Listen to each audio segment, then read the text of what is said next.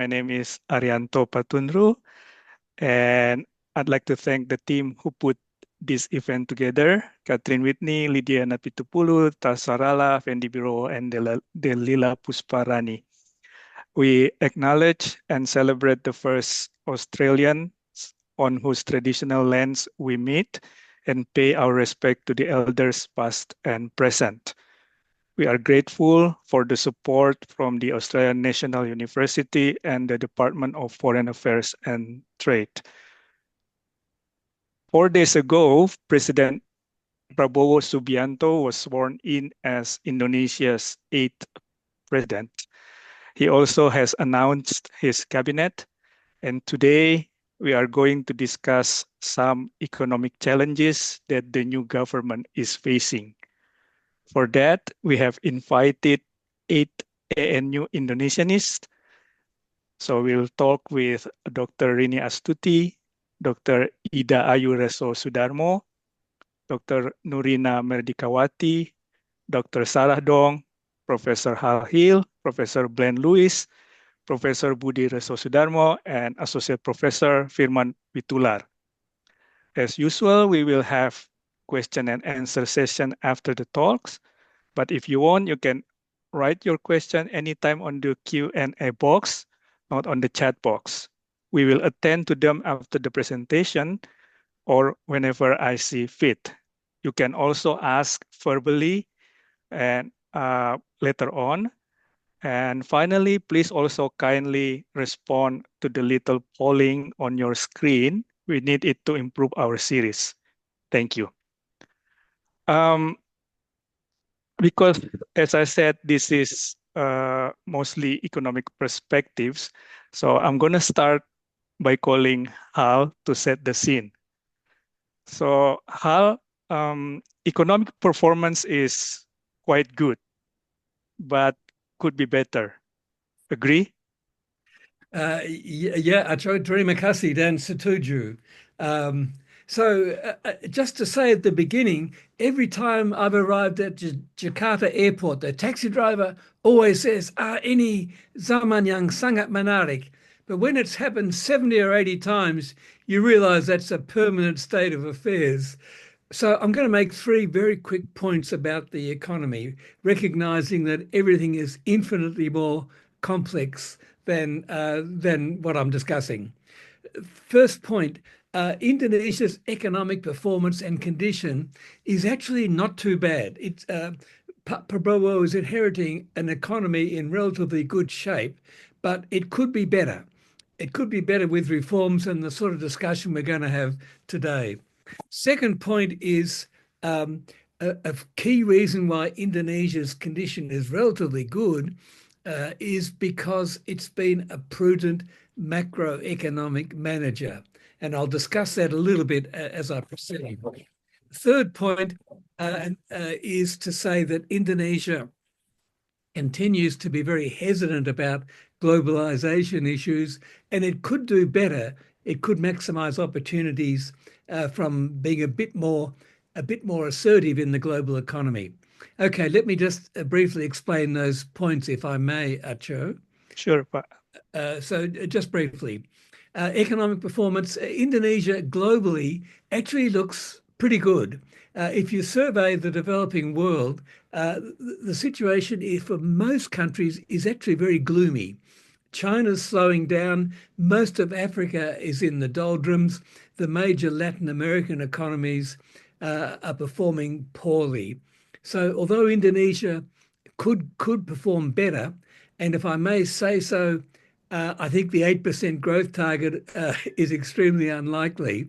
It is actually not in a bad state of affairs, and I think it's probably going to continue that way on most indications. It's a 5% growth economy. It could be better, could be faster, could lead to faster declines in poverty with reform, some of which we're going to hear about later today. But the main point is its mission is not too bad. The comparative perspective is important. Second point, one of the reasons why Indonesia is in relatively good shape economically is because it's been a prudent macroeconomic manager.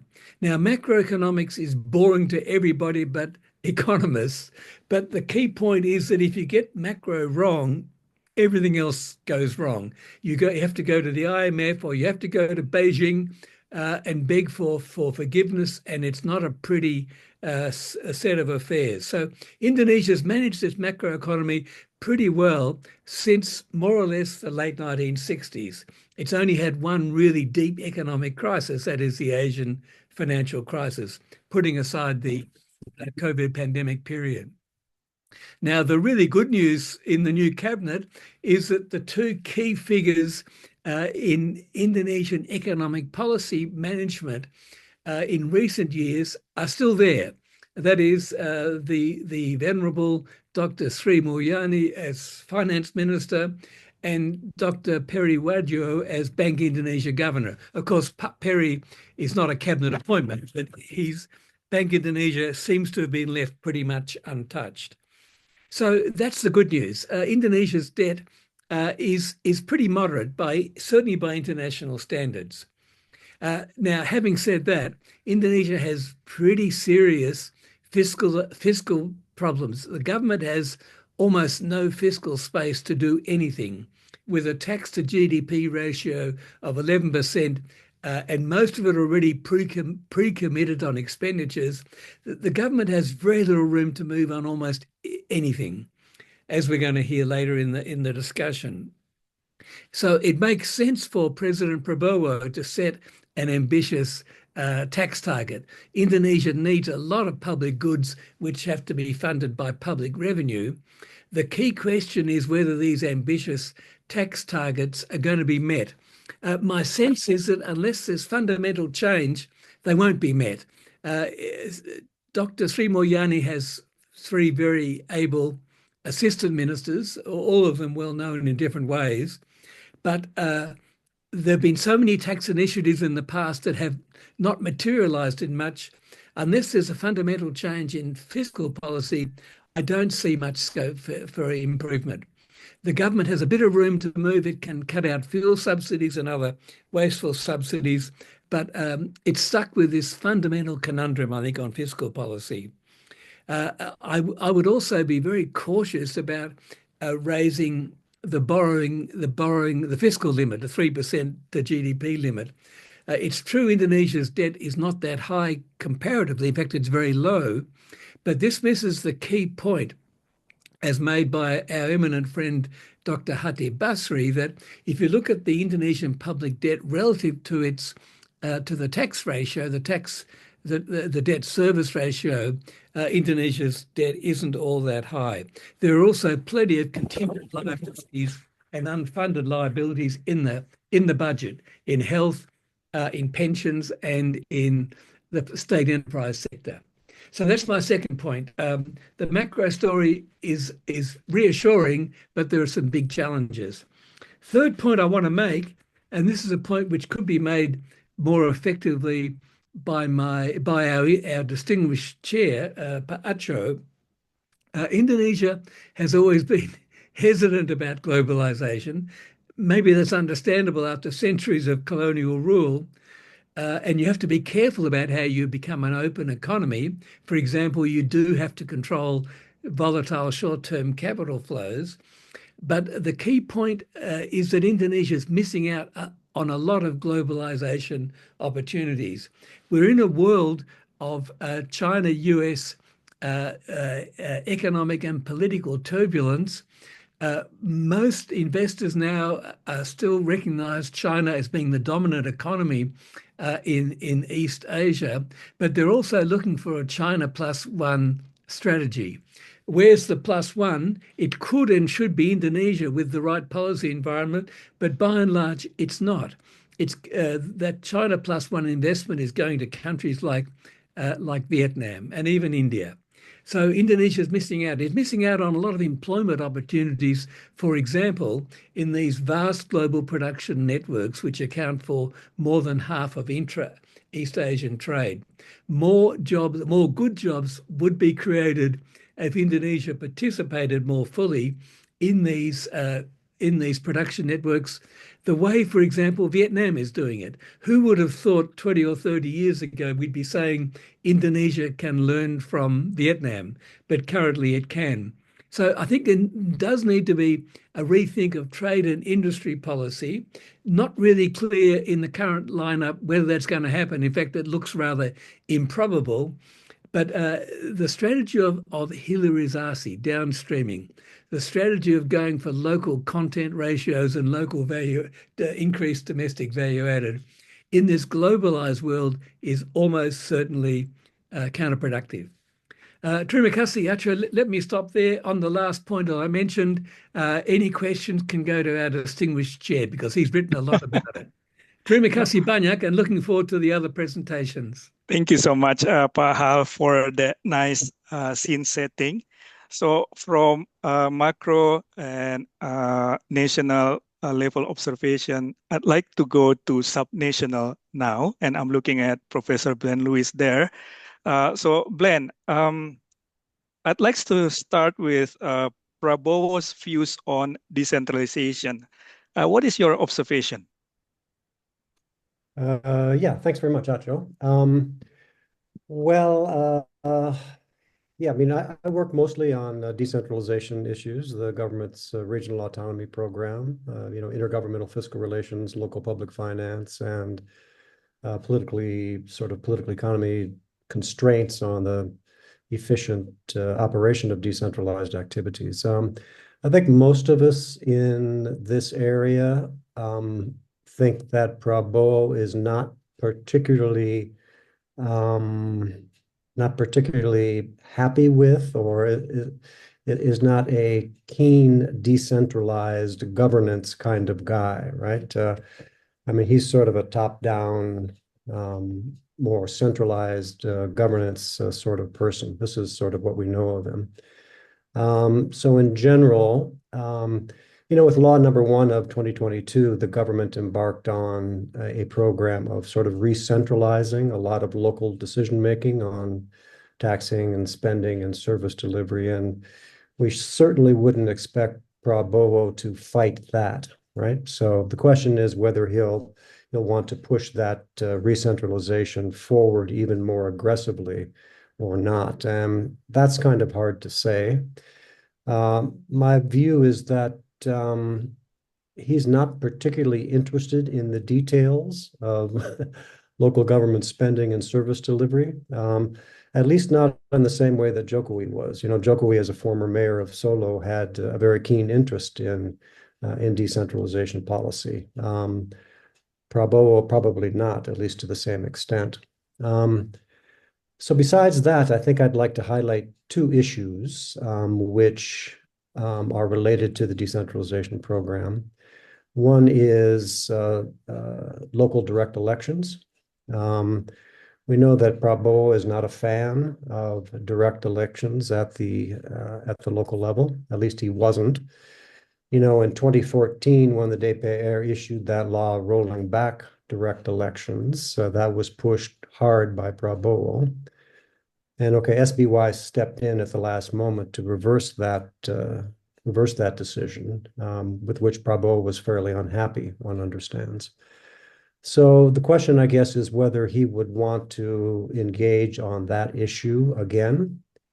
And my feeling is probably not, at least initially. One reason is that local elections are very popular in Indonesia, and he probably doesn't want to start off on a bad foot by alienating large sections of the population by rolling back direct elections. The second thing is that everybody knows at the end of November, we'll have elections at the provincial and the district level. And so that essentially takes care of local elections for 5 years, for the most part, with the exception of districts that might split in the meantime. So it's not like you'll probably have an opportunity after the end of November to revert back to the indirect election or the DPRD appointment of mayors. So that probably wouldn't happen soon anyway. The second thing is about, which I think is quite interesting, it has to do with his school meals program, which is, of course, his sort of signature policy proposal going forward. And I mean, the cost estimates have varied quite a bit. I mean, I see estimates anywhere from 12 billion to 30 billion US per year. That latter figure is about the same size as the education budget is now.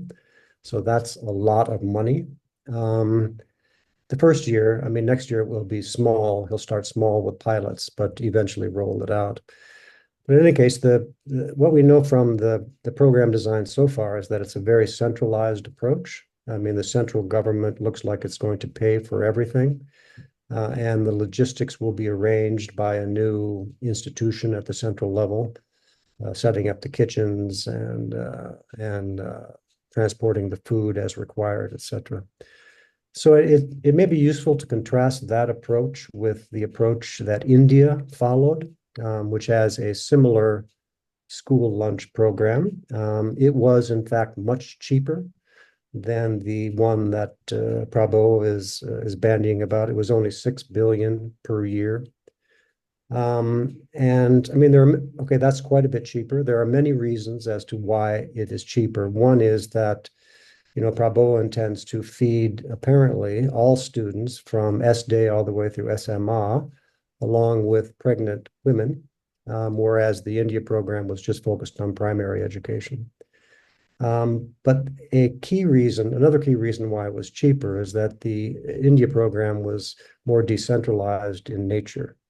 So they used state governments to a large extent, both for finance and for implementing the program. The financial split was about 75-25, central and state.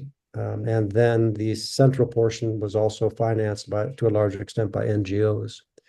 So it was a cost-sharing kind of arrangement, and much of the implementation was done at the state and the village level. The final thing I'd like to say on that count is that it took a very long time to roll that program out, the India program. It started in 2001. And by 2006, all the states had finally signed up.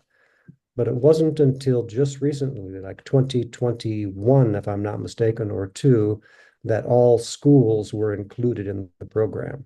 So it took well over 20 years to roll out that program across all schools in India. And of course, India is bigger than Indonesia, but so I think we have to get our expectations in line regarding the amount of money that might be used for it, and in addition, how long it might take to actually roll it out.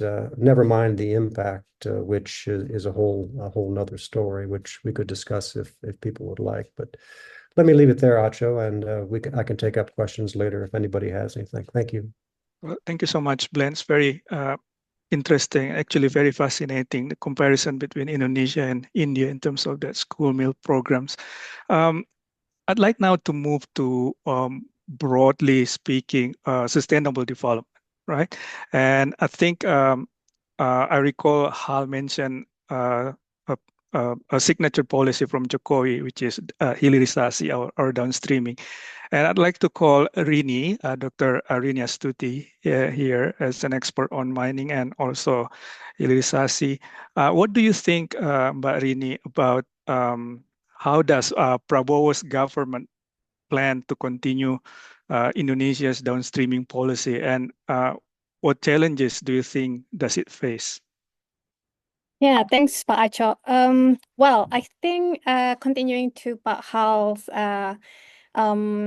description about Prabowo's policy, I think, yes, it is correct. Downstreaming is part of the Astacita or 8 visions of President Prabowo and his cabinet Merah Putih. And I think I'll make a few points here. First one is that I don't think there will be a big difference between Prabowo's policy and Jokowi's policy. Yes, Prabowo mentions that he will expand the downstreaming policies, not only in terms of critical minerals, but also other commodities. However, in terms of strategy, I guess it will be the same. We see that in the Cabinet Merah Putih, the key post for this policy, downstreaming policy, will be headed by Ministry of Investment and Hilirisasi, BKPM, Bapak Ruslan Ruslani, and then of course SDM or Ministry of Energy and Mineral Resources will be heavily involved, which will be headed by Dr. Bahlil Lahadalia. It's the same people, and Ministry of State-Owned Companies headed by Erick Thohir. Same circles of political and businesses networks. I don't think there will be any change with what happened during Jokowi's presidency. However, one thing that might be different is that President Prabowo has this military background, and Pak Yanuar has discussed this tendency of President Prabowo of maybe treating development program akin to military operation.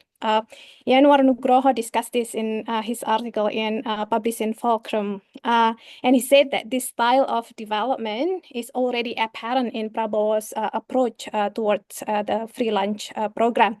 Under the new National Agency for Nutrition, it has a military-like command chain from national to the local level. So we might see this also happen in terms of hilirisasi, and hilirisasi itself is very centralized policies. Everything is under the control of the central government or Jakarta. Okay, the second point on challenges. Pak Hal has mentioned about this on the local content ratio requirement. And also Pak Acho has also argued about this, that it's actually position Indonesia as in competitive global player. We cannot compete with Vietnam, we cannot compete with Thailand in terms of the EV industry. And the second challenge is, of course, Indonesia's over-reliance to coal in its nickel smelter industries. The captive coal power plant is, after 2025, will count toward more than 34% of Indonesia's installed coal capacity. And this is something that the international community has always talked about, that we face the campaign on our nickel as dirty nickel. I can talk more about this later. And of course, the third one on the challenge is our continued reliance toward Chinese capital and technological investment.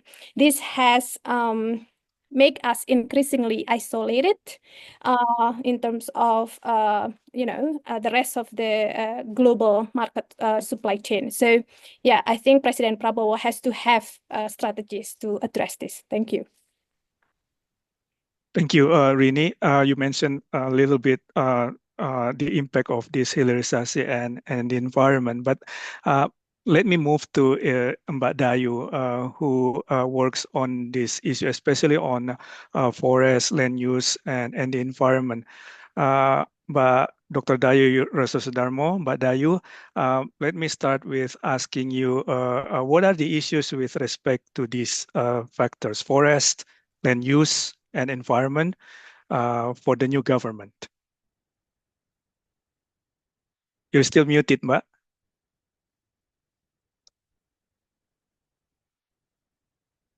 Okay. Thank you very much, Pak Acho, for allowing me to participate in this conversation, in this discussion. Well, first of all, I guess to respond to your question, I think we should begin, first of all, I'm not an economist for sure, but I think in that sense, I think we should begin with the widely accepted understanding that it is imperative to see forest, land use, and conservation and environment as an integrated part of development to achieve sustainable development, which otherwise will be ultimately hindered by environmental degradation and the resulting cost. So the rather not so new issue to me, to us all, I think, that is facing any resource-based developing countries such as Indonesia, is how to tread consciously and carefully between balancing conservation, environment, and development. And I don't see that the new government is paying enough attention to this, to conservation, environment, and land use issues. Despite the fact that many of the new government's programs are directly or indirectly related to, affected by, or impact forests and land use and the environment. And I think for that very reason, there's a need to put our attention to these sectors and issues, put them on the front rather than the back burner, and parallel with and at the same level of importance with development sectors. So just for example, yeah, one of the programs, the Astachita, is the Prabowo's program is fostering the nation's independence through food self-sufficiency, energy, water, green economy, and blue economy. Now, the new government's green economy program appears to be continuing and intensifying Pak Jokowi's policies that is prioritizing the biodiesel initiative up to B50, yeah? And that notably focusing on the use of palm oil. So this will likely have significant implications on Indonesia's forests and lands, continued significant implications on Indonesia's forests and lands. And further so if domestic demand for biodiesel production puts pressure on the current palm oil export. As we know, much of the oil palm expansion has been at the expense of forest conversion, so the risks are clear. The second example is just the food self-sufficiency target. And it is also continuing and intensifying the food estate programs of Jokowi's and previous presidents. The target now is to develop an ambitious about 3 million hectares of food estate in the next several years. This is huge and expansive land. But these programs also remind us all, however, that land is finite. Yeah, Kalimantan and Sumatra, we can say that these areas are mostly taken already by various undertakings. So the move for the government is to open up, to continue open up and intensifying the opening up of Indonesia's last frontier, Papua. Now, to remind us all in the outer islands where these programs are planned, Sumatra, Kalimantan, and Papua, there are local and indigenous communities there with their livelihoods and forest-based well-being, with their tenurial rights and actually rights to be unharmed and to equally benefit from any development programs. To remind us all of the man-made disasters and land degradation that are very, very costly, and very difficult, if not impossible, to mend and restore due to inappropriate land use policies or implementation of those policies in the past. For example, the gargantuan forest and land fires that continue to haunt Indonesia every dry season, and peatland degradation in Sumatra, Kalimantan, and particularly, for instance, the 1 million hectares in Central Kalimantan from the failed food estate programs beginning 2 decades ago. So the other point I'd like to make is actually there are lessons learned from the more recent for these policies. For instance, the most recent food estate programs under Pak Yudhoyono in Merauke and in Kalimantan under Pak Jokowi for the next government. Now, the national development programs, aside, in parallel, Indonesia has international obligations and commitments such as the climate change and biodiversity commitments, the coming and Montreal Global Biodiversity Framework. Now, these initiatives are not only for the global benefit, but also for local and national benefits. It appears in this respect that the new government will make use of the carbon opportunities, but from the forest and land use sector, carbon-related undertakings, in whatever form, I think needs to ensure that social and ecological safeguards are in place and to avoid past practices of both disadvantaging and leaving local communities and local economies behind. Indonesia also recently published the Indonesian Biodiversity Strategy and Action Plan, the IDSAP 2025-2045, in line with the 2045 target following the coming Montreal GBF, including reserving 30% of its area for conservation and environmental protection. So some of these issues are really lessons learned for us to enable to use the opportunities that they present as well. So one opportunity is to learn from past mistakes of using nature, forest, and land for economic development without adequate consideration that is imperative to put the sustainability and conservation of these resources as an integral part of and of equal importance to development programs and scenarios. Now, one of our Prabowo's Astacita is strengthening the harmony of life with environment, nature, and culture. Now, these lessons can inform on how to go about this Astacita and not to just make it just on paper, and attend to it as an integrated priority to other development-oriented Astacita programs. I think, yeah, that's for now, Pak Acho. Thank you. Thank you so much, Mbak Dayu. That's a very comprehensive overview. So from environment, I think we should also talk about energy. And I'm calling Professor Budy Resosudarmo there. Mas Budy, what are the main challenges, the main immediate challenges, if you like, for as far as energy transition in Indonesia is concerned?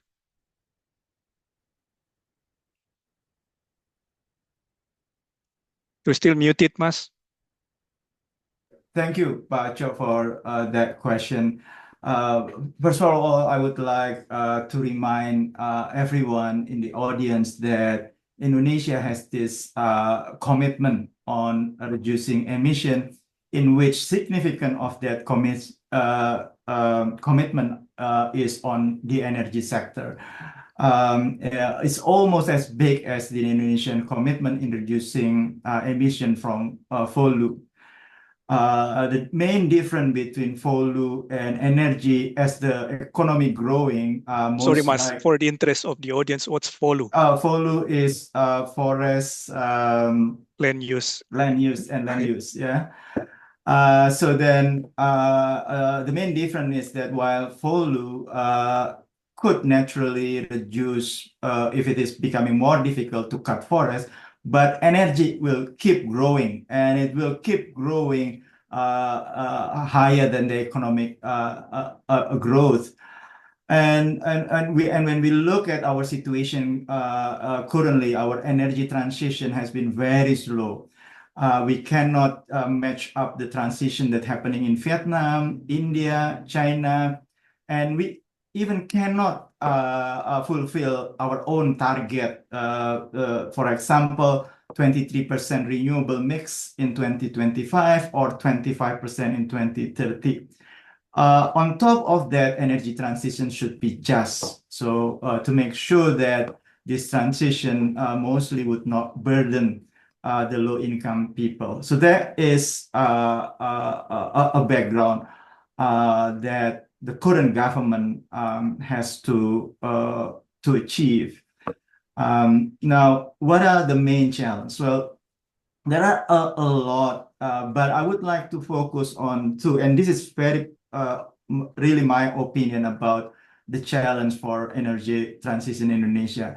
So the first one, in my opinion, is the issue of regulation in distribution of electricity in Indonesia, particularly in Java, in which the main electricity company in Indonesia limit or restrict the possibility of individual to develop their own renewable electricity. So this is, for example, the percentage of individual, the percentage of electricity that individual could generate by itself using solar panel, particularly.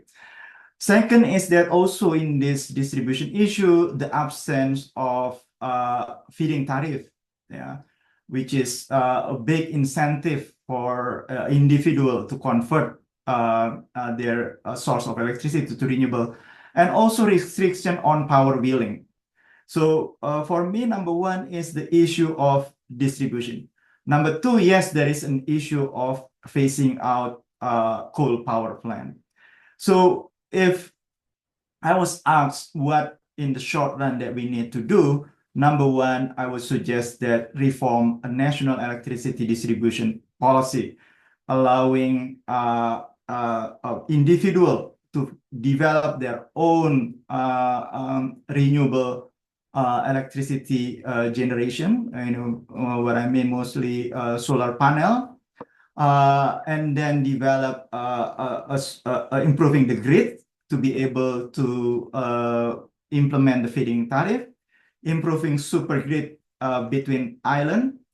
This super grid is important because renewable energy resources can be located anywhere in the country, often far from the major demand area. And also this super grid will facilitate an ecological power storage outside Java. And then, yes, I agree that we need to provide more incentive for phasing out coal and other non-renewable power plant, greening up our heavy industry, and electrifying our transportation. But I will also mention that possibly this is for the discussion, is what is it, the medium and the long-term policy that we need to aim. So in my opinion, again, we need to further reform electricity distribution system in Indonesia, anticipating for possible the development of Asia supergrid. This is a supergrid that connect East Asia from China, India, Southeast Asia, Indonesia, and Australia. Indonesia will have to face this situation, and so the reforming distribution system in Indonesia is very important. Thank you. Thank you, Mas Budy. So we have heard about issues from economy in broad terms, sustainable development, and according to some observers, researchers, mostly Prabowo will focus on human capital development. So let's now move to human capital issues. I'll start with Sarah, Dr. Sarah Dong, who works on labor market and other issues related to that. So Sarah, what are the main issues in the labor market that the new government, do you think, needs to pay attention to?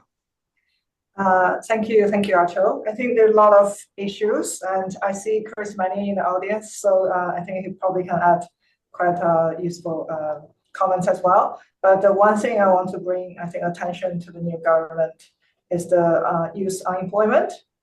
And so especially, I think this year, the unemployment rate of people who are between 15 and 24, it's at 22%. Which means 10 million young people can't find jobs.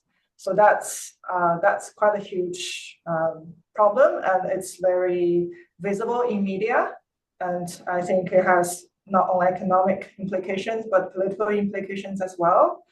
And relatedly, there seem to be some kind of age restrictions that's quite hot in media as well. Like people, I check on job boards. So a lot of jobs would say they only want people under 25, but at the same time they want people with experience, with degrees, with experience, and under 25. So that's I think quite an acute problem facing Indonesian labor market at the moment.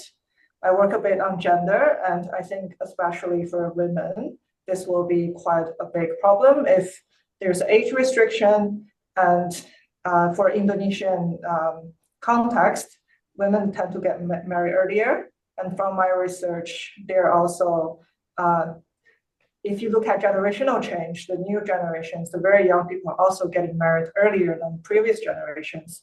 So for these women, facing that kind of labor market would mean that they would probably have children before they could find a job. But after they have children, the age restriction comes in and they cannot find a good job anymore. So these are very, I think, big problems. And it has, I think, persisted for a while, but recently, especially this year, it seems the unemployment rate is really high for this group. I'm not sure what's really causing it.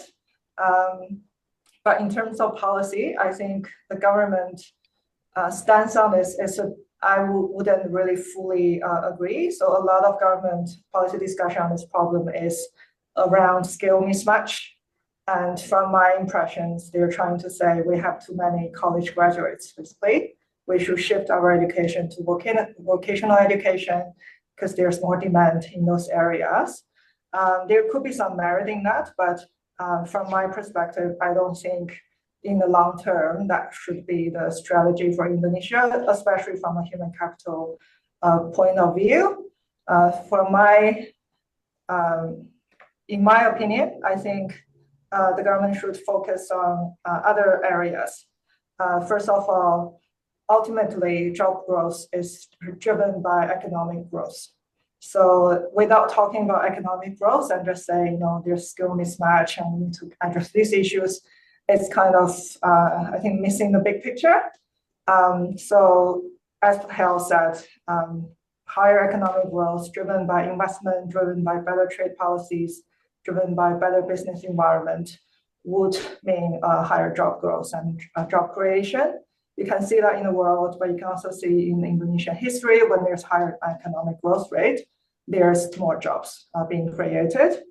The second area I think the government should pay attention is also job-friendly economic growth, thinking about what areas of what sectors would give you better quality jobs, and thinking about the change in the nature of jobs in the future, taking into account automation, flexibility, remote work, AI, and also because the climate change adaptation is a big area for the government now, thinking about how the climate change policies can be designed in a way that generates jobs, right? Job-friendly climate adaptation.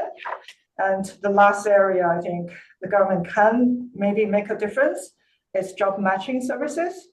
Because Indonesia is a huge country with very diverse areas and many regions, and the information flow is not perfect, right? And in terms of job market, if you look at other countries, one thing the government is really good at is solving the asymmetric information problem. So the job seekers know where the jobs are, and the employers know, who the job seekers are. And maybe the government can even play a role of verifying, credentials. So provide some trust, from both sides. That could help a bit with job search and the unemployment, but that's never discussed in the policy discussion. And at the end of the day, I don't think Indonesia has too many college graduates. If you look at overall cross-country comparison, I just look at the data today. India, for example, even if you look at very young people, say people between 25 and 34, India has 20% with tertiary education, and Indonesia has 18% overall. And if you look at developed countries, for example, Australia, there are 56% of this age group with tertiary education. So I think if Indonesia has ambition to become a developed country with higher human capital and the growth of tertiary education and people with tertiary education, I think it's a good thing. But it's more about how to design to make the economy to work to generate the kind of jobs that would fit these educated people. I think it's a better way of thinking about it, instead of thinking about skill mismatch and we need more vocational education, because vocational education at the end of the day, I think the skills there will become obsolete in the future if you think about automation, if you think about AI. So higher education is still, I think, beneficial to the country, but that seems to be not the thinking of the government in general. Thank you. Thank you so much, Sarah.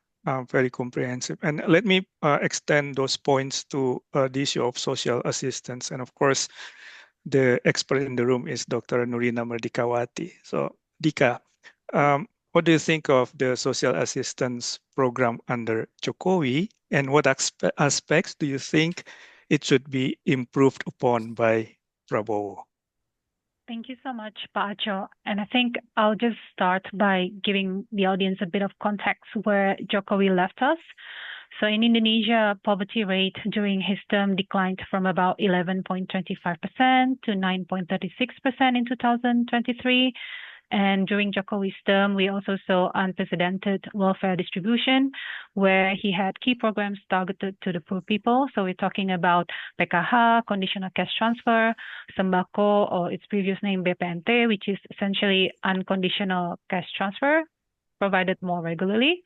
And we also have educational social assistance in terms of PIP, and there's also PBIJKN, providing the pool with the free premium to national health insurance. And we also have more BLT or unconditional cash transfer in times of distress, for example, during COVID-19 or in response to price hikes.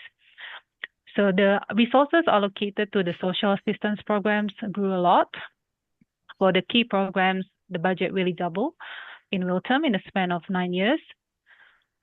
Just as a sum up, then Jokowi inherited the new government with relatively low base of poverty rate. It's below 10%, which also means that it will be relatively more challenging to decrease it further. And I checked the latest budget. I could see that there will be a continuity in terms of the resources allocated to the key programs, PKH, Sembako, PIP, and BIJKN. So that's the good news. And this is to address some of the questions that Hal previously reached out to me in terms of giving the broader context of fiscal policies in Indonesia, how actually it affects the Gini coefficient, changes in the Gini coefficient.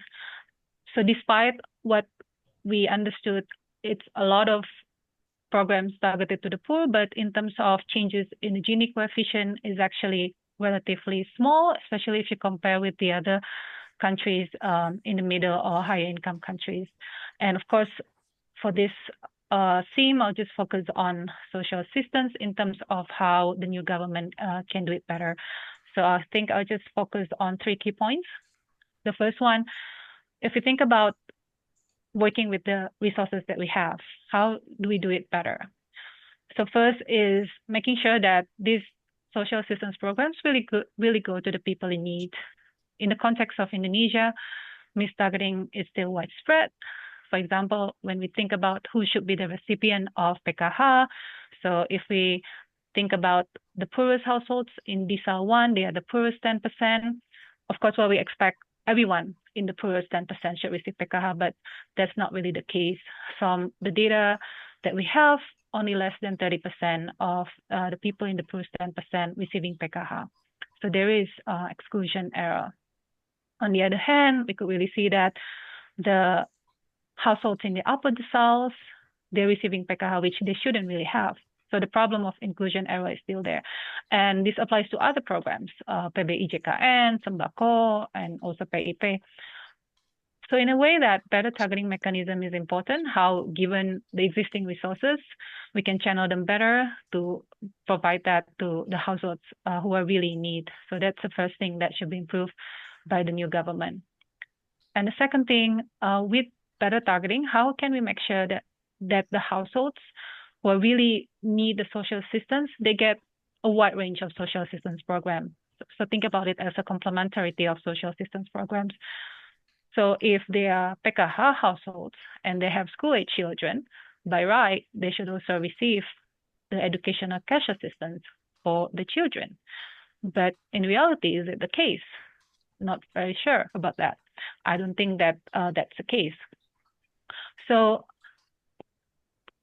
and then if we think like in a broader sense, like how the households in the poorest deciles can get access to a whole range of other government programs to improve their livelihoods, to what extent they can have access to prakerja really targeted to these people, and also like other training programs to really improve the capacity to earn more labor income. And of course, this will require a better integration of social assistance and other government programs portfolio. And this also means that there should be like a shared targeting database accessible across different ministries, allowing more coordination apart from the Ministry of Social Affairs, DTKS, Jokowi's legacy includes two other data sets in terms of targeting database, P3KE and Reksosek, and how the ministries involved in providing these programs can really work together so the households in need can get access to a whole range of government programs, not just the social assistance one at a time. And I think for my third point is that Indonesia actually has more rooms to broaden the coverage of its social assistance programs to more households in need, or even like to make upward adjustments in the amount provided to the households. Again, if we need to work with the existing resources, to what extent the new government can take a bolder step, cutting the energy subsidies and reallocating those resources to more targeted social assistance programs. So to give you a context, okay, we're saying that the amount allocated to PKH, Sembako, PBIJKN is already a lot. It's like 130 trillion. But then if you look at the trend for the energy subsidies, for the fuel, LPG, and electricity, now actually we saw an upward trajectory. So in 2024, it's actually around 186 trillion. So it's more than the social assistance programs, the 4 programs that I mentioned. And that's not yet including the compensation paid to the companies providing the energy, like Pertamina, PLN. The latest figure that I checked in 2023, it was about 200 trillion rupiah. Just looking at these numbers, we can tell that actually more resources, if you look at the numbers, actually devoted to keeping the energy prices low. The fuel subsidy is known to be widely accessible to people across income groups, and to some extent the LPG subsidy. And these costly energy subsidies, I think, yeah, they have limited benefits in terms of reducing poverty, and also we want to talk about inequality. So further reform to reduce these types of subsidy will likely improve the fiscal space needed to provide more social assistance programs to the people in need. And it's just about working out with the existing resources budget that we have. And of course, if the tax revenue can be increased and some of that increase reallocated to the social assistance, that will be even better. But if we don't have, if we can't really achieve that high target, then perhaps to what extent the existing government can really think about making more strategic decision-making in making use the existing resources to make sure that those go to the people really in need.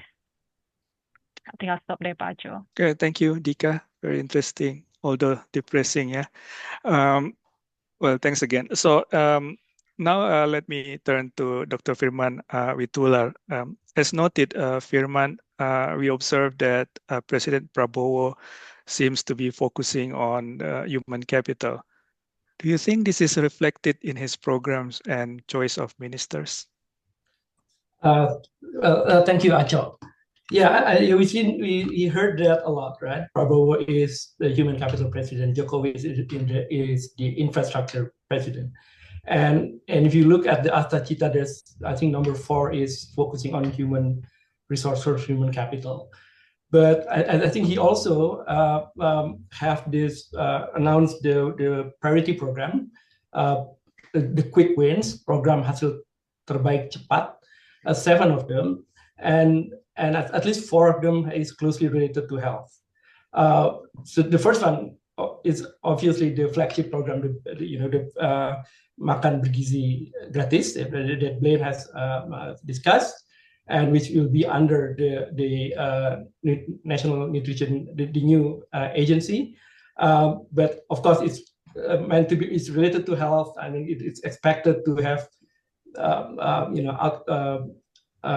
result in, in affected health outcome, educational outcome, or in terms of women, pregnant women, probably help with issue of stunting, right? But there are other 3 programs that falls under Ministry of Health in that part of 7. The first one is the free health examination program, which will prioritize to 50 and above. And I think this symbolizes acknowledging the problem of that Indonesia faced in terms of communicable diseases and chronic disease, which has burdened the BPJS.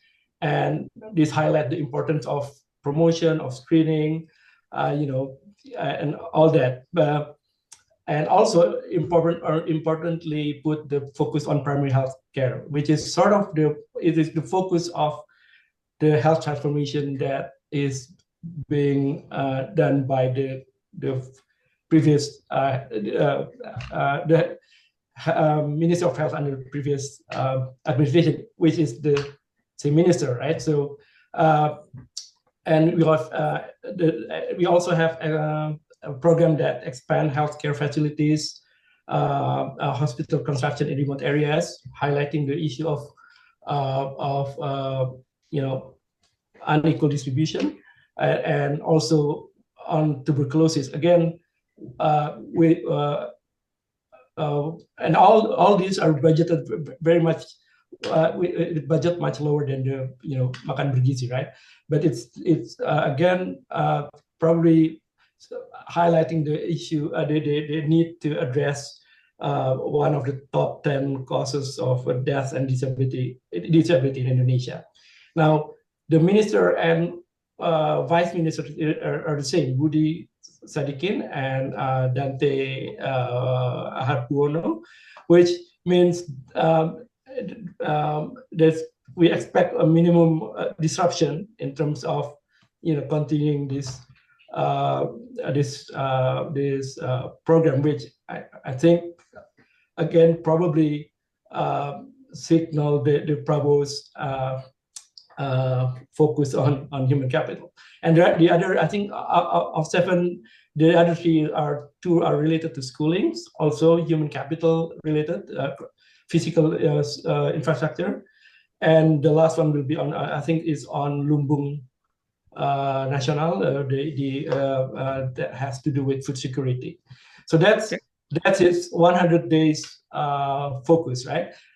Whether those are the right 7 program to start with, or whether what can we achieve within 100 days to address those, that's a different thing, because like things like tuberculosis, I don't know what 100 days mean in combating tuberculosis, just for an example. So those are a very short-term focus that I think again confirm why people say Prabowo is a human capital president in a sense.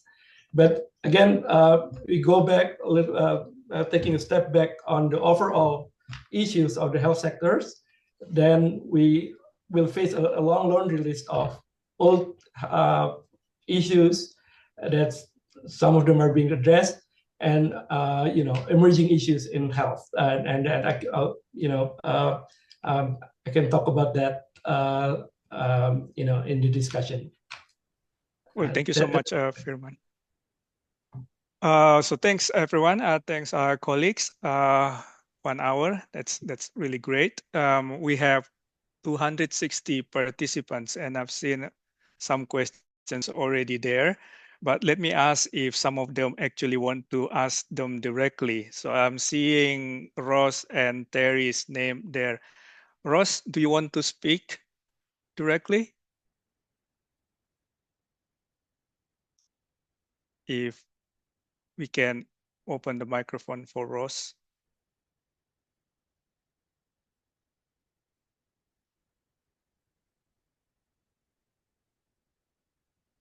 Yeah, you're in, Ross. But still muted. All right. Okay, good now, Pak. Okay. Well, yeah, I just had a few interesting questions which came to mind while people were talking. When my memory is so bad now, but I think it was Blane that was talking about the school meals program there. And it was interesting to compare what Indonesia is proposing with what India is doing.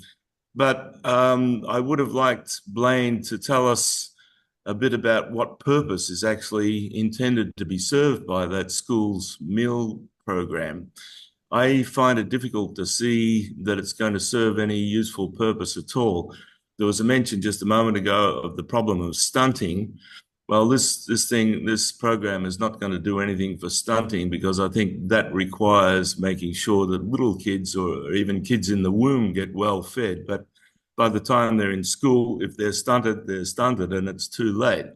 If you're intending to use this program as a means of income redistribution, well, my third question there suggests that that's not going to work either, because the whole essence of income redistribution in kind is that you take from some people and you give to other people. But if we're going to be giving free meals to all kids, all through SD, SMP and SMR, then that's not redistribution at all. You're just giving the same thing to everybody. So that's my basic question. And Blane might like to come back and tell us what he sees as the purpose that might be served by that enormous program that will just swallow up such a huge amount of resources. I think Blane mentioned that the budget for that will be as big as the budget for education. Well, my God, I'd much prefer to see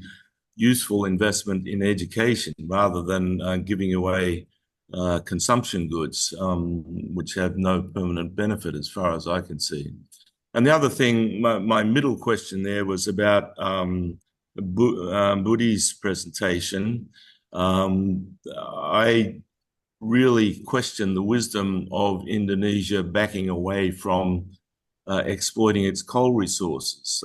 Coal is an enormous asset owned by Indonesia, but it's only valuable to the Indonesian people if it is used. If you leave coal in the ground, then Indonesia is going to be missing out on a huge amount of income that could be used to make people better off. So my question to Budy, I guess, is how do the poor benefit from any moves by Indonesia to reduce coal exploitation? Sorry, I've taken too long, Acho. Thank you for the opportunity. Oh, that's okay, but thanks, Ross. Maybe first, Blane, over to you, Blane. Yeah, sure. Thanks very much, Ross. Those are good questions. I think the school meals program was initially billed as an anti-stunting effort. And in particular, improving the nutritional status of pregnant women and young children, say just born all the way to 2 years of age. And then, so one might see some benefit on the stunting front in that case. But I mean, as we know, that stunting has many causes. Access to sanitation facilities, access to clean water, access to care, which improves, which helps kids get over infectious diseases, etc. So it's a multifaceted kind of thing. So it's not intended to address all of those other things. And then, of course, when you're talking about feeding school kids, as you rightly point out, Ross, in SD, SMP, and SMA, and that's unlikely to have any effect on stunting at all, because that ship has already sailed by that point. So then you started to see from some of Prabowo's people, sort of a mission creep. So it morphed beyond kind of the anti-stunting program into a variety of other things, depending on who you listen to. So it is also billed now as an anti-poverty program, and as a program to stimulate employment and economic growth, among others.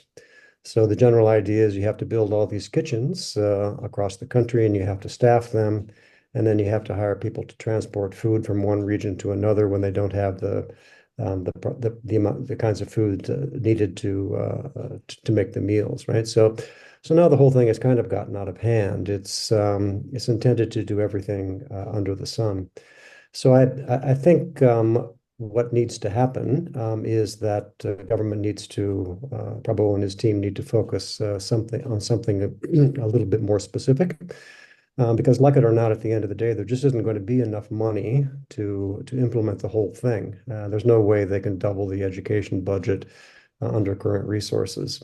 So they're going to be left with a lot less money than they need to implement the whole thing. So I think they're going to have to think of something more specific and stick to it. But in general, I agree with you that although it was billed as an anti-stunting device or effort, it's certainly even if they were to stick just with that, the current design of the program is inadequate. And now we're morphing into a whole other set of objectives, which are also unlikely to be achieved. So I guess that's my answer. Thanks, Ross. Thank you, Blane. Mas Budy, can you hold your response for now? I see Pak Emil Salim wants to say a few words. Pak Emil Salim, welcome. The floor is yours, Pak. Silakan, Pak. The point one is the impact of climate change for Indonesian rice development should be taken seriously. And Ambon, University of Patimura and Ambon, have taken the initiative to use digital farming, taking into account when and how to use the scarce resource of water successfully. So that is an example of how region like Ambon, Maluku, can face this problem. Point two is that we should face a new type of education that emphasizes the need of science, technology, engineering, mathematics. Indonesia's education system is far behind this.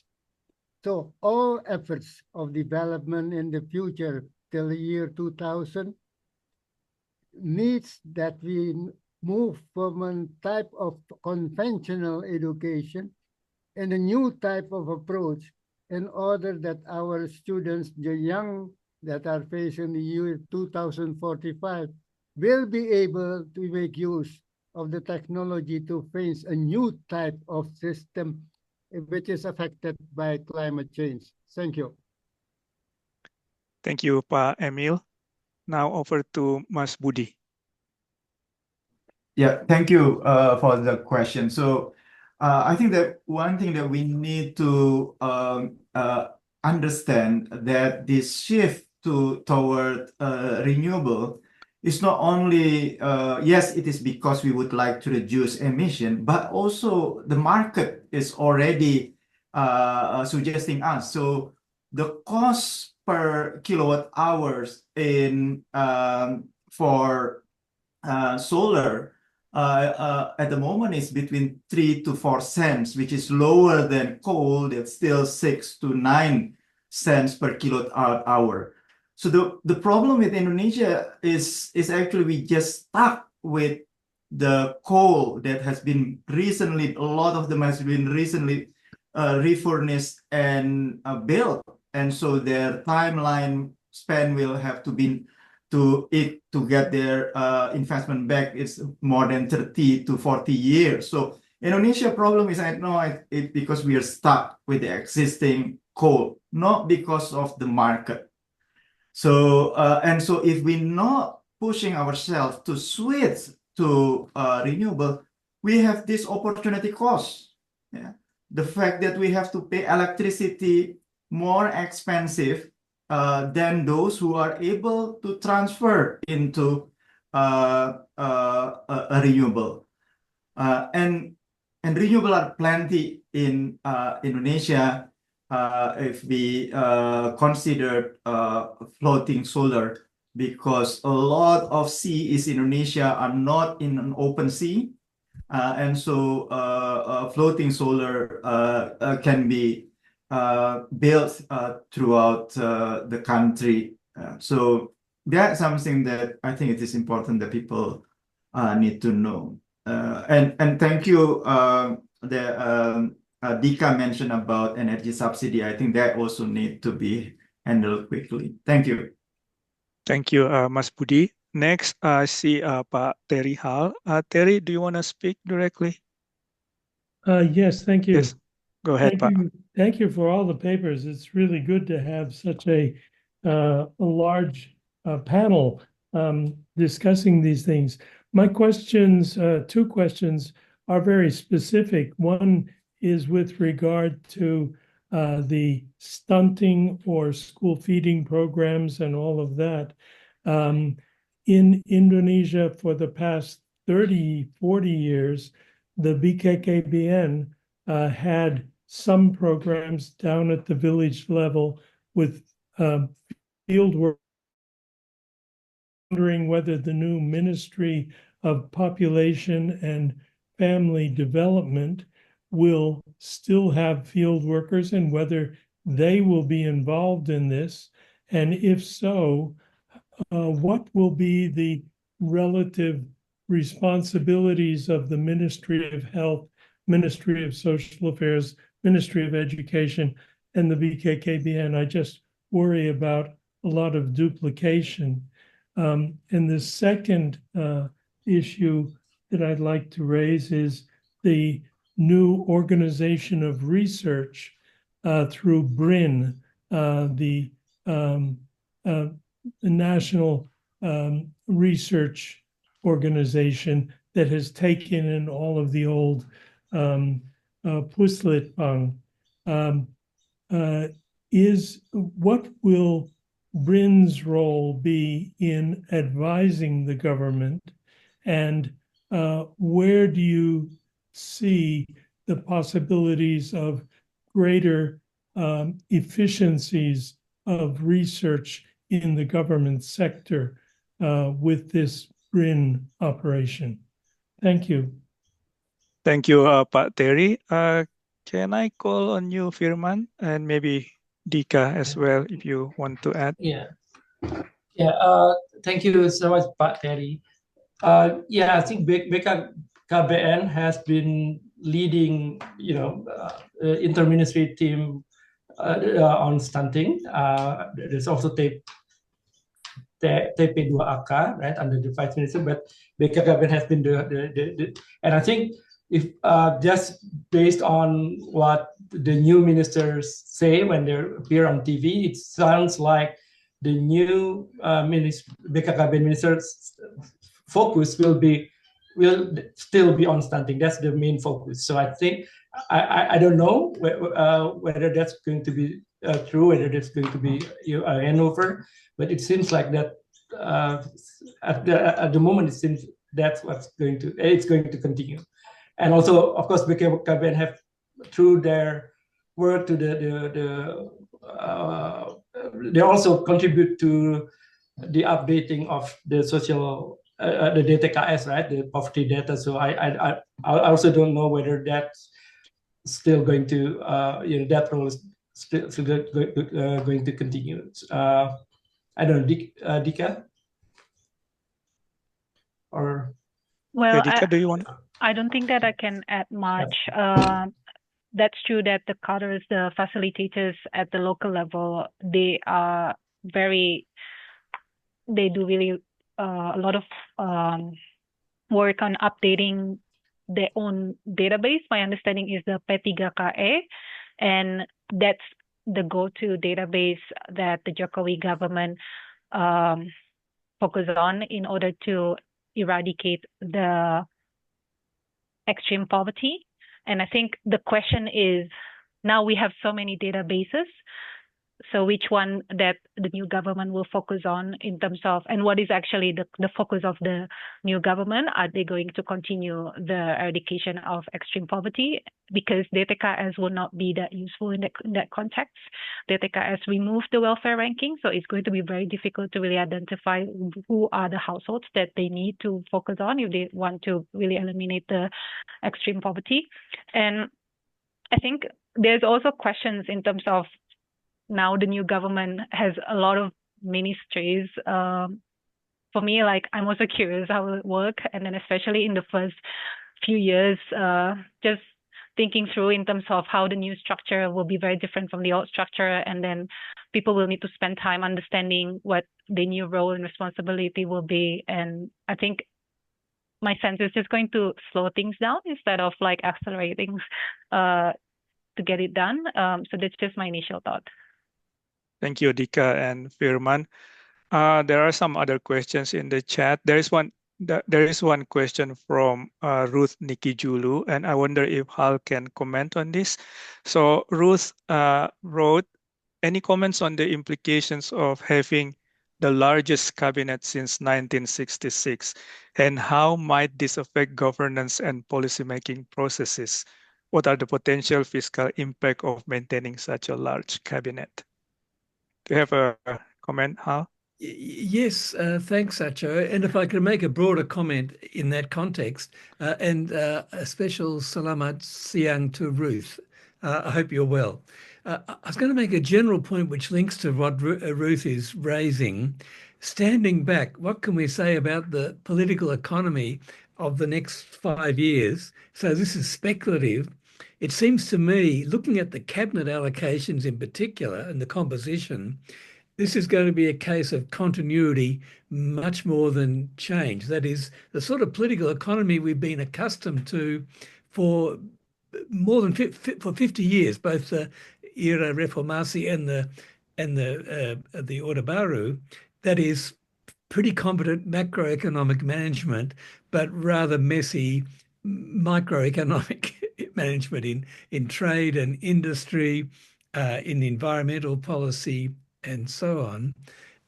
And so my sense is that won't change much. And as Dika made the important point, I don't think Indonesia is really an activist redistributionist state, partly because its fiscal resources are so limited.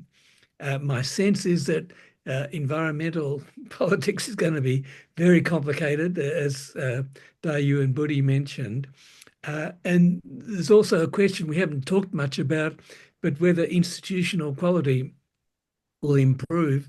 And it doesn't look at this stage as though the sort of sliding that occurred in the later years of Jokowi is going to really change that much. So that's my general comment, Ruth. And I agree entirely with your observation. Bigger ministries are generally a sign of weakness because of the coordination problems and the need to, in a sense, buy off supporters. It's in a way, it is back to the famous Suratos Menteri cabinet of Sukarno. So that's I think the point you raised is very important. But can I just emphasize again, we have to think comparative. And for all the issues and challenges people are rightly mentioning, Indonesia comparatively still looks relatively good. Can I mention one other point briefly, Acho? Just to emphasize, I think the point that Emil made and also Sarah made about education, both quality and its just how egalitarian it is. Indonesia is now an upper middle income economy, but its education indicators comparatively still look really quite worrying, especially at the bottom 40%. Seems to me that that's an area where if Prabowo is really going to be a human capital president, that's where I think you'd want to see results. Terima kasih, yeah? Thank you, Hal. And I agree. I actually wrote a piece on that size of the government that will come out maybe this evening. Sorry for shameless promotion. Firman, thank you for reminding me. We did not answer yet Pak Terry's question about BRIN. So does anybody want to tackle, Ibu Dayu maybe, or Mas Budy? The question, Pak Terry's question about BRIN. Mbak Dayu? Let Dayu first then. Okay.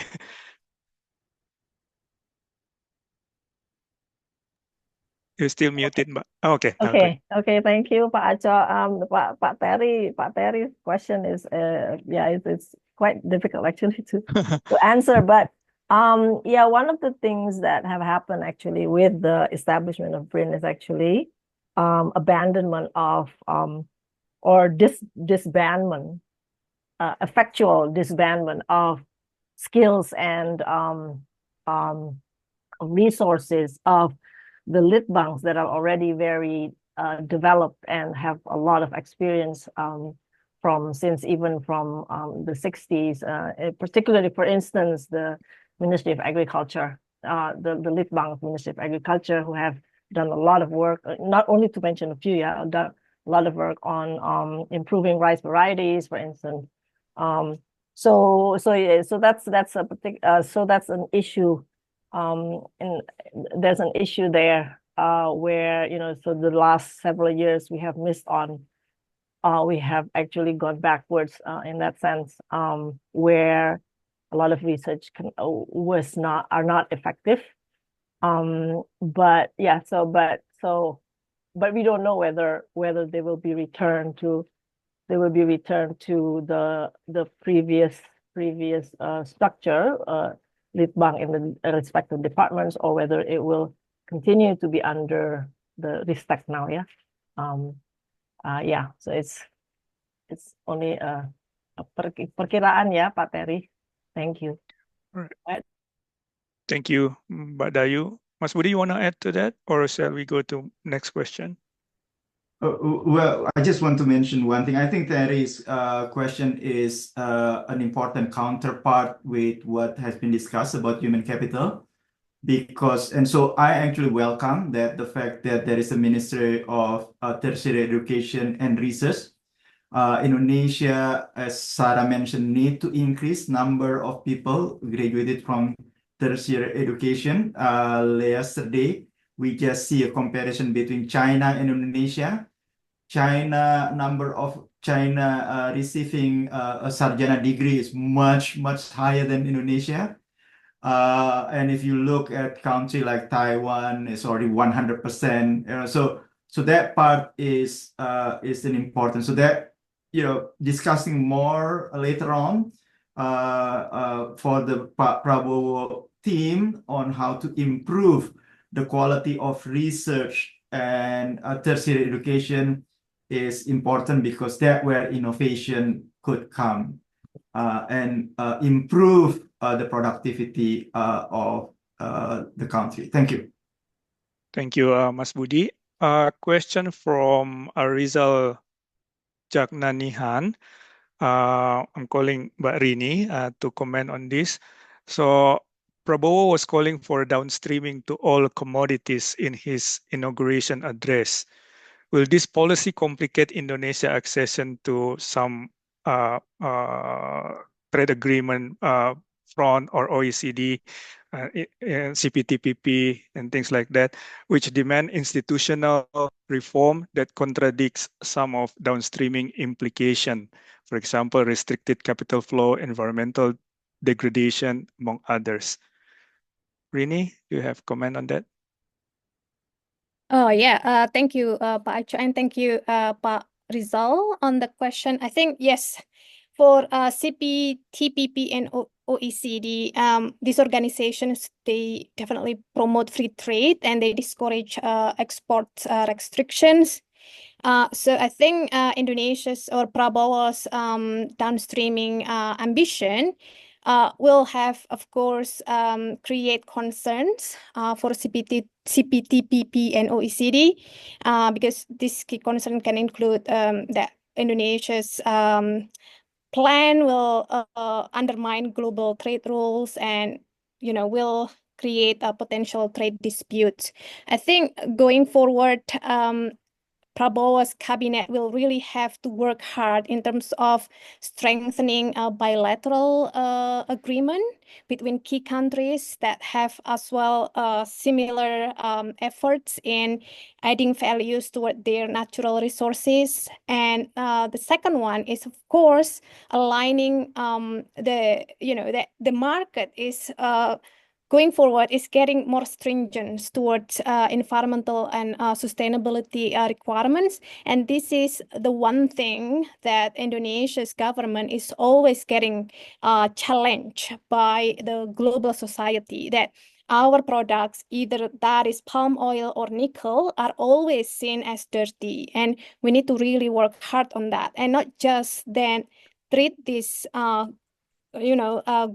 global communities respond to our product as a global water trade, but this is a homework for Prabowo's cabinet. Thank you. Thank you, Rini. With apology to Ruth, I skipped one of her questions. Actually, there was a second question from Ruth, and that's about Prabowo's reviving the Ministry of Transmigration.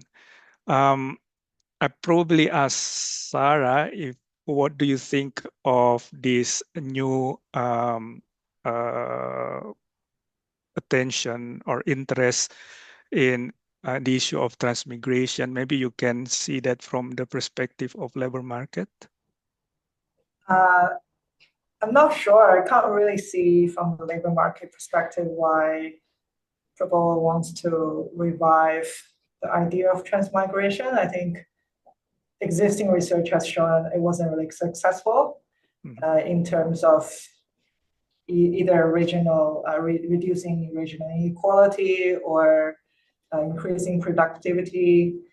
I guess there was some research on nation building and like the ethnic integration of those things, but in terms of labor market, I don't think it's a benefit of government-led mass migration. Yeah, I was a bit surprised to see that ministry as well. I think I don't really know, but my guess would be it's probably more ideological and his own thinking about Indonesia's history and background, and maybe going back to Sukarno days a bit. I don't know. Okay.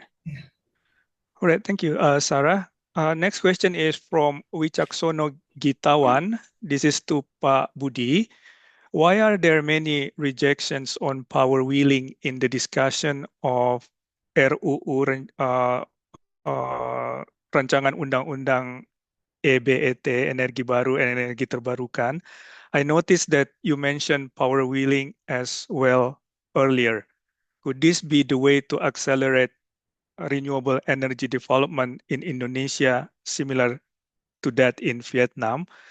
And there was also another question from Nugroho, if I remember correctly. What do you think about nuclear development? Thank you very much for the question from Pak Wicaksono. So the objection on power wheeling, it seemed to me mostly from the National Electric Company, with the argument that particularly in Java, they have been oversupplied from their current power plant, and they actually at the moment need to distribute because of the type of agreement that they need to buy a certain amount of electricity from the power plant. And so they do not allow others to basically supply other with another power generation, particularly solar. So that is to me number one issue. And the way to go forward for me is that actually PLN should prioritize to building up super grid from Java to Kalimantan, or at least other island, to channel what they argue over supply, and much more possibility, and particularly important in some of the less populated big island, to build this water storage electricity. So then you could actually keep the leftover supply. This power wheeling will allow people to actually develop renewable that is cheaper and supply others with that generation. So that is almost the same as providing a feed-in tariff, but feed-in tariff is much better. Second is on nuclear. So if we look at the Indonesian potential renewable power generation, we most likely do not need nuclear. So we will, particularly if we are able to build floating solar, we probably do not need nuclear. Our area for floating solar is so big. So at least in the next 50 years, if we could move quickly to solar combining with wind. Wind is, we are weak in wind, yeah. We probably never. And the other thing that we need to consider is this super grid within East Asia most likely is happening. And the way that we need to look at energy security should be changed. It's not self-sufficiency, but more ensuring that the supply of energy are established. The super grid, we like it or not, it will happening. China has been building a super grid throughout Southeast Asia, connected with India and China. Japan, Korea, and China are building their super grid. And so Australia has the ambition to produce a super grid to Singapore. So all this super grid is happening, and it will be very natural for Indonesia to develop its own super grid and connect it to the East Asia. Then the game on how we're going to supply and how we're going to secure our energy will totally change. Thank you. Thank you, Pak Budy. We just hit our time limit. There are some more questions there, but I apologize. We cannot answer them at the moment, but I'll make sure that we're going to copy those questions and send them to the panelists. I'd like to thank all the panelists, very good information and very interesting observations. And of course, I thank all the more than 200 participants who attended this Zoom. Thank you so much, and please join us again next time. Again, thank you so much, and over to you, Lydia. Terima kasih, Pak Ajo. Thank you, everyone. Terima kasih. Thank you.